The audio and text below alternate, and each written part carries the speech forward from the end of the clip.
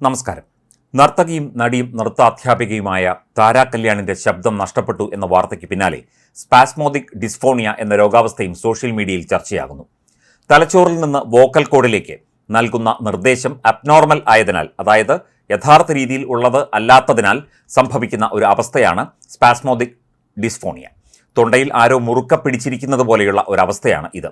Strain ചെയ്ത് സംസാരിച്ചാൽ അസ്വസ്ഥത കൂടും, ശബ്ദം പൂർണ്ണമായി നഷ്ടപ്പെടും.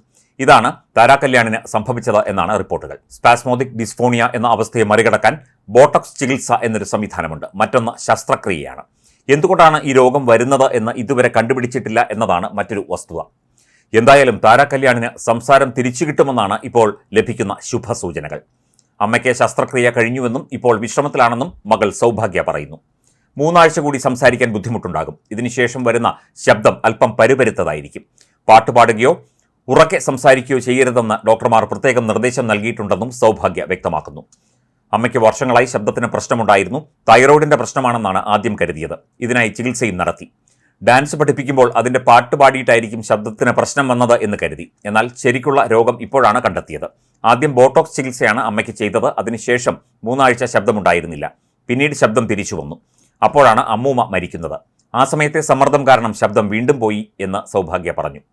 അമ്മൂമ്മയുടെ മരണം അറിഞ്ഞ് വന്നവരോട് സംസാരിക്കാതിരിക്കാൻ പറ്റില്ലായിരുന്നു. വീണ്ടും സ്ട്രെയിൻ ചെയ്ത് സംസാരിച്ചതോടെ അവസ്ഥ വഷളായി. അതോടെ ശസ്ത്രക്രിയ ചെയ്യുകയല്ലാതെ വേറെ മാർഗമില്ലാതായി. ഇതാണ് സൗഭാഗ്യ രോഗത്തെക്കുറിച്ച് പറയുന്നത്. തലച്ചോറിൽ നിന്ന് വോക്കൽ കോഡിലേക്ക് നൽകുന്ന നിർദ്ദേശങ്ങൾ ശരിയായ രീതിയിലുള്ളതല്ലാത്തതിനാൽ സംഭവിക്കുന്ന അവസ്ഥയാണ് ഇത്.